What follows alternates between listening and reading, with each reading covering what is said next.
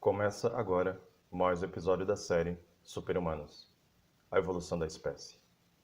E no tema de hoje, coronavírus e o fim do Estado laico. Veremos neste episódio que há caminhos que parecem direito ao homem, mas ao final são caminhos de morte. E aqueles que têm fé e acreditam, domingo é o dia de jejum. People of faith, and I just want to thank you all for being with us today because we're going to be signing a day of prayer, and that'll be on Sunday. It'll be a very special day, and I don't know when this was done last, but it's been a long time ago. Is that a correct statement? It's been a long time ago.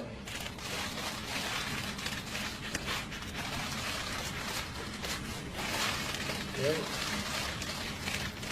So this is going to fall.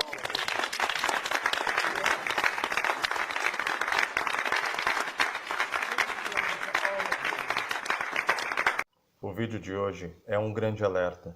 O vídeo de hoje é um desafio, porque nesse momento a minha fala sairá do senso comum. Nós estamos diante de uma crise e normalmente estados absolutistas são precedidos por crises. O coronavírus e o fim do Estado laico é uma mensagem de alerta com respeito às liberdades individuais. Um Estado laico deve proteger liberdades individuais. Porém, estamos vendo um grande movimento onde está ocorrendo uma aproximação indevida entre igreja e Estado.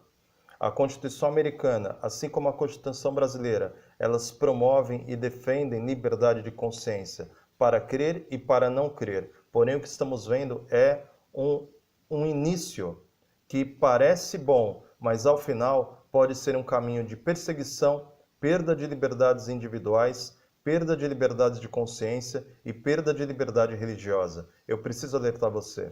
Isso já aconteceu na história. Isso está acontecendo agora, diante dos nossos olhos. Eu quero deixar aí na tela para você imagens demonstrando aproximações como tem ocorrido, para que você perceba que parece algo muito bonito, parece algo, uma união, parece algo em prol de um bem comum, porém isto é um caminho perigoso.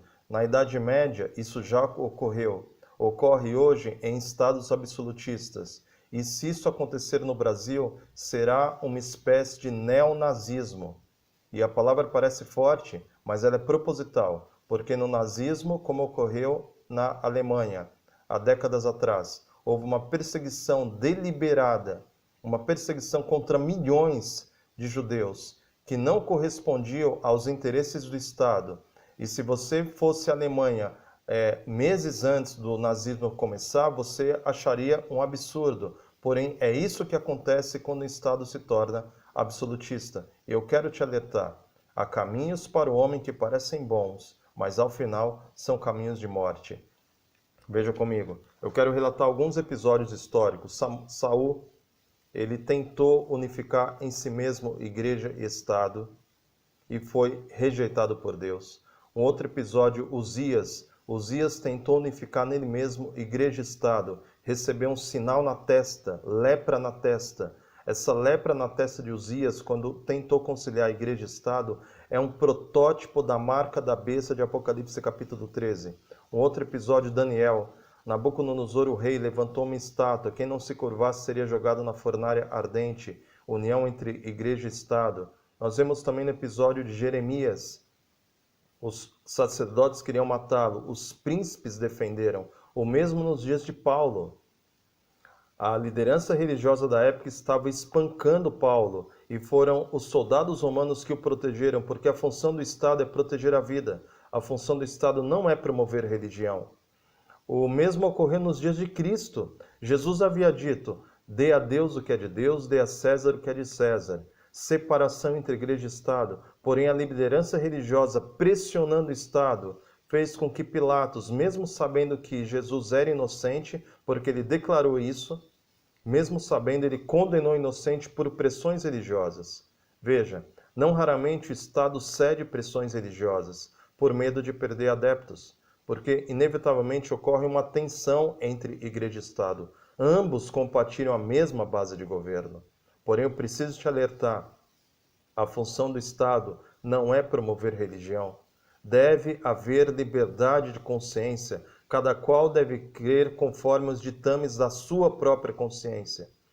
Nós vemos isso também nos dias de Paulo, quando houve uma espécie de jejum demoníaco, não tem outra palavra para dizer isso, porque 40 homens se reuniram e disseram: nós não comeremos e não beberemos enquanto não matarmos Paulo. Observe, motivações religiosas podem criar cenários escandalosos. Por quê? Porque quando motivações religiosas passam do ponto de chegar ao ponto de unificar todo um grupo, ele vai fatalmente estigmatizar aqueles que não fazem parte desse determinado grupo.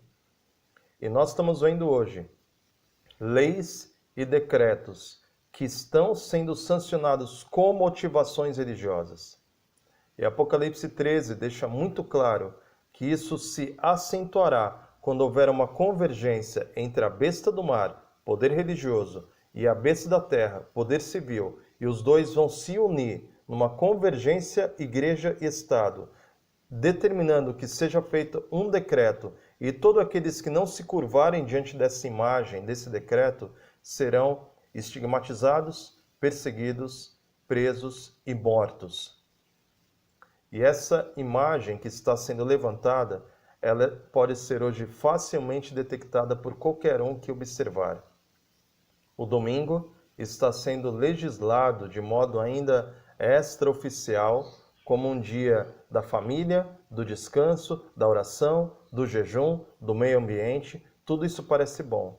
Porém, quando isso se tornar um decreto religioso político, todo aquele que, baseado na sua própria consciência, não se curvar diante desse dia determinado